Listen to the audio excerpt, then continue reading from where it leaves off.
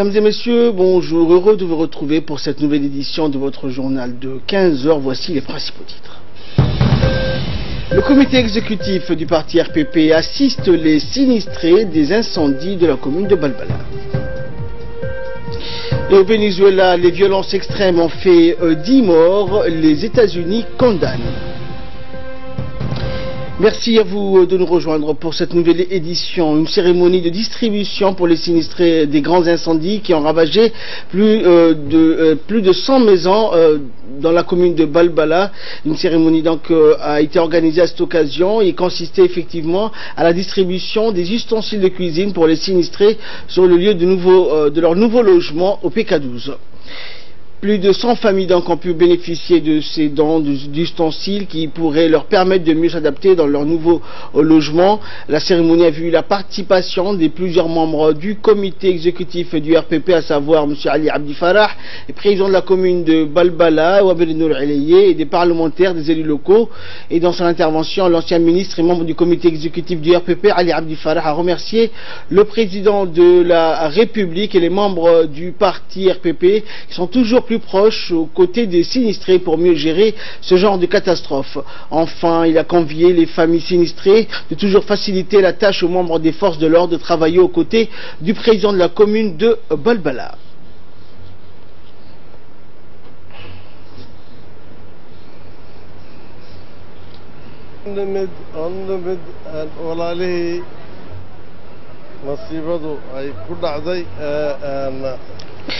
En nouvelle nationale, toujours, le ministre de l'Éducation nationale et de la formation professionnelle, Moustapha Mohamed Mahmoud, a reçu aujourd'hui les nouveaux inspecteurs de l'éducation nationale qui ont été reçus au concours de l'inspectorat dans l'enseignement moyen et secondaire.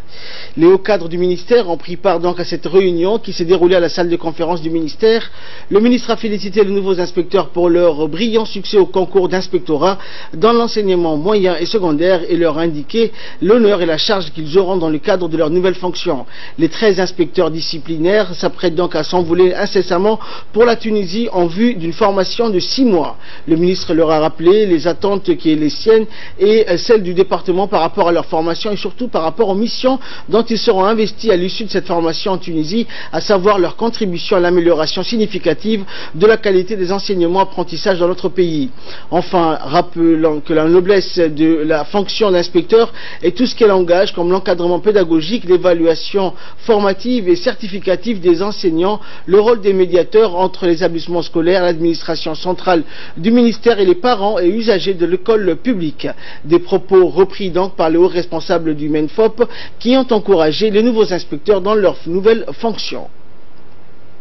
Et dans un tour de table, les nouveaux inspecteurs ont remercié le ministre et les hauts cadres du ministère pour leur soutien. Ils se sont dit déterminés à s'acquitter de leurs tâches avec dévouement et professionnalisme. Nous l'exécutons. Ici, au ministère de l'Éducation nationale, nous avons eu une réunion avec son Excellence, le ministre de l'Éducation, M. Moustapha, avec le secrétaire général. Et cette réunion a été très fructueuse puisque nous avons eu toutes les informations qu'il fallait avant notre départ en Tunisie, prévu ce 3 août. Comme nous allons être reçus, il y a certains du ministère qui vont nous accompagner, donc tout est pris en charge correctement et je crois que là on est tellement rassurés et en prime nous avons des formateurs rien que pour nous seulement.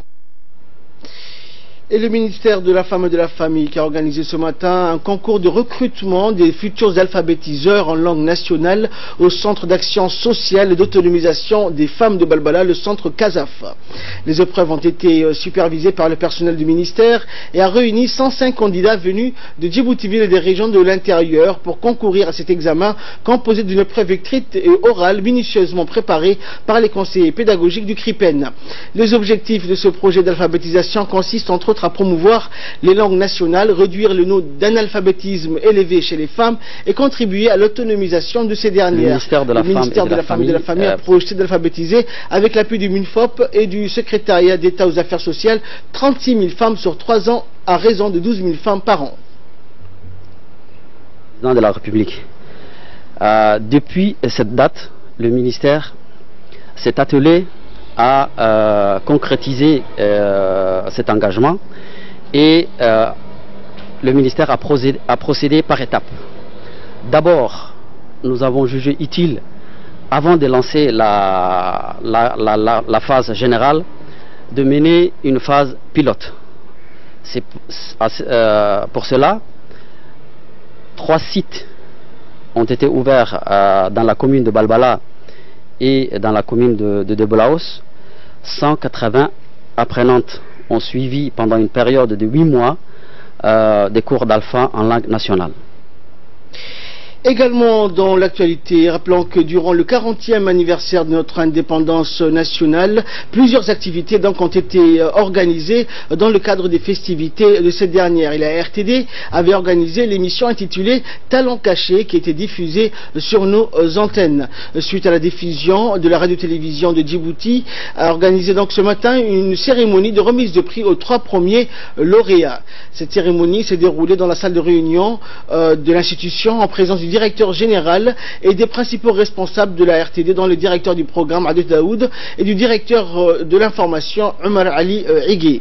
Cette émission a été suivie par de nombreux Djiboutiens sur le petit écran et a uni plusieurs talents cachés qui ont présenté des programmes variés dans des danses modernes et folkloriques. Dans cette émission, les talents cachés ont été exposés, leur création artistique composée de dessins et de peintures. Les lauréats primés ont reçu donc des prix et des enveloppes comme motivation à l'émission Talents cachés. M. Adel Daoud, le directeur du programme et l'assistant du directeur, a indiqué que la radio-télévision de Djibouti a pris une part importante dans les actions du 40e anniversaire de l'indépendance. Et après la remise des prix, les lauréats talents cachés ont réagi donc et ont manifesté leur joie. Ils ont aussi remercié la radio-télévision de Djibouti pour l'organisation de l'émission qui a eu de succès auprès du grand public. Et cette émission de talents cachés a été donc un moment fort pour ces jeunes qui se sont exprimés et montré leurs capacités respectives. Sport à présent, les 8e Jeux de la francophonie se sont achevés donc dimanche à Abidjan, la capitale économique ivoirienne, au cours d'une cérémonie qui a réuni plusieurs milliers de personnes dans l'enceinte du village des athlètes et artistes, en présence du vice-président et du premier ministre ivoirien, ainsi que du ministre chargé des Jeux et de la francophonie et plusieurs responsables du gouvernement, des ambassadeurs des pays francophones. La cérémonie a duré 2 heures et s'est achevée par le lancement des feux d'artifice. Après le passage de quelques artistes ivoiriens, les organisateurs ont offert donc une fresque géante réunissant plusieurs centaines d'artistes dirigés par le chorégraphe ivoirien George Momboye. La cérémonie a été aussi marquée par le défilé des délégations de 53 pays participants. À noter que Djibouti, qui n'a pas aligné ses meilleurs athlètes pour ne pas prendre le risque d'une éventuelle blessure à quelques jours du championnat du monde d'athlétisme de Londres, s'est conforté avec une médaille de bronze sur les 5000 mètres. Ouvert vendredi dernier, les 8e Jeux de la francophonie ont réuni près de 4000 athlètes et artistes francophones dans la capitale économique ivoirienne. Rappelons que les Jeux de la francophonie qui ont lieu tous les 4 ans combinent des épreuves sportives et des concours culturels ouverts aux 18 et 35 ans. Ils visent à promouvoir les talents de la jeunesse francophone. Les 9e Jeux de la francophonie doivent se tenir dans la province canadienne du Nouveau-Brunswick en 2021. Et de là, nous passons à l'actualité internationale. Violence extrême au Venezuela. Le parquet confirme 10 morts. Les États-Unis condamnent. Un nouveau bilan donc du parquet fait état de 10 personnes tuées dimanche en marge des manifestations contre l'élection de 545 membres de cette assemblée qui aura pour mission de réécrire la Constitution, mais dont le mode de désignation est considéré par l'opposition comme inéquitable. Le leader de l'opposition, Enrique Capriles, parle quant à lui de 15 morts. Dès dimanche soir, les adversaires du régime chaviste ont appelé à manifester à nouveau donc ce lundi et mercredi, jour de la mise en place de l'Assemblée. Les violences du week-end portent en tout cas à plus de 120 morts, le bilan de 4 mois de mobilisation pour réclamer le départ de Maduro, accusé de vouloir se cramponner au pouvoir. Les militaires sont intervenus avec des véhicules blindés et des gaz lacrymogènes à Caracas, à Maracaibo et à Puerto Ordaz, pourchassant les manifestants qui bloquaient les rues avec des barricades. Si le pouvoir vénézuélien parle d'élections sereines, les États-Unis ont promis dimanche de prendre des mesures fortes et rapides à l'encontre de son gouvernement face à un scrutin critiqué sur la scène internationale. Les États-Unis condamnent cette élection qui met en péril le droit du peuple vénézuélien à s'autodéterminer, a déclaré dans un communiqué Heather Nauert, le porte-parole du département d'État, qui a assuré que son pays continuera à prendre des mesures fortes et rapides contre le Venezuela. Direction la Russie à présent, Poutine annonce le renvoi de 755 diplomates américains en représailles aux sections.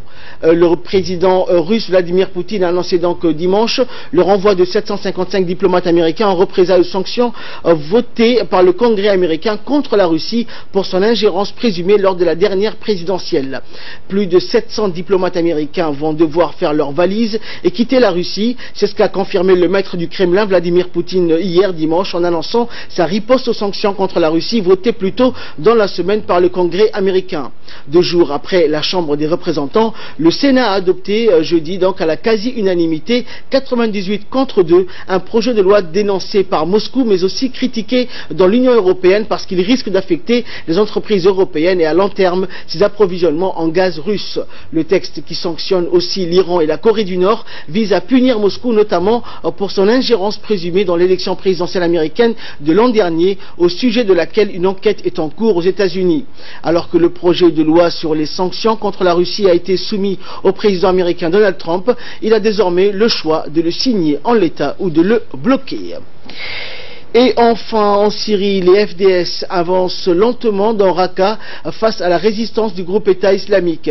Les forces démocratiques syriennes, soutenues par des unités spéciales américaines, ont progressé donc hier dans la ville de Raqqa, la capitale autoproclamée du groupe État islamique en Syrie. La coalition arabo-kurde, appuyée par les États-Unis, contrôle désormais près de 45% de la ville. Au même moment, le régime de Damas et ses alliés font tout pour prendre de vitesse les FDS et reconquérir des positions stratégiques au sud de Raqqa. Une fois de plus, les civils subissent les combats de plein fouet.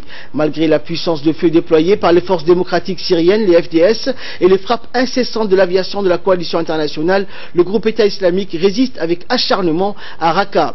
Les combattants arabo-kurdes doivent se battre dans chaque rue face à des snipers cachés dans les décombres des maisons et des tunnels et des bombes dissimulées un peu partout. Et ce dimanche, les FDS ont pris plusieurs rues et pâtés de maisons au sud de la ville où elles ont lancé samedi une nouvelle offensive. Elles ont reconquis aussi la moitié du quartier de Nazlet Shehadeh, mais au prix de lourdes pertes. Au moins une dizaine de combattants arabo-kurdes sont morts dimanche, 8 dans une attaque kamikaze et 2 autres abattus par des snipers. Et c'est ainsi que prend fin cette édition. Merci à vous de nous avoir suivis. Restez avec nous, nous retrouvons Ali Abdillahi pour son focus.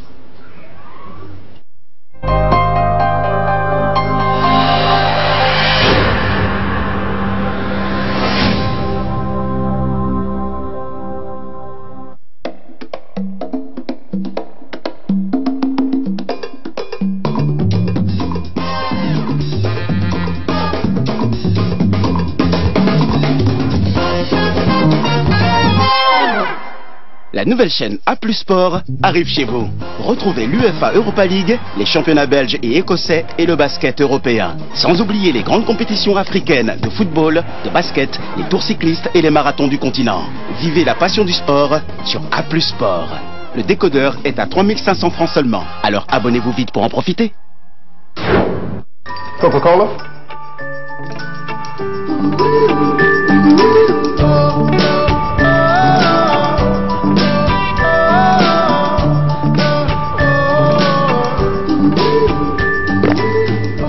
Oh, c'est le Happy Hour. Alors, vous avez gagné un Coca-Cola gratuit. Mais il faut le boire ici. Savourer le moment.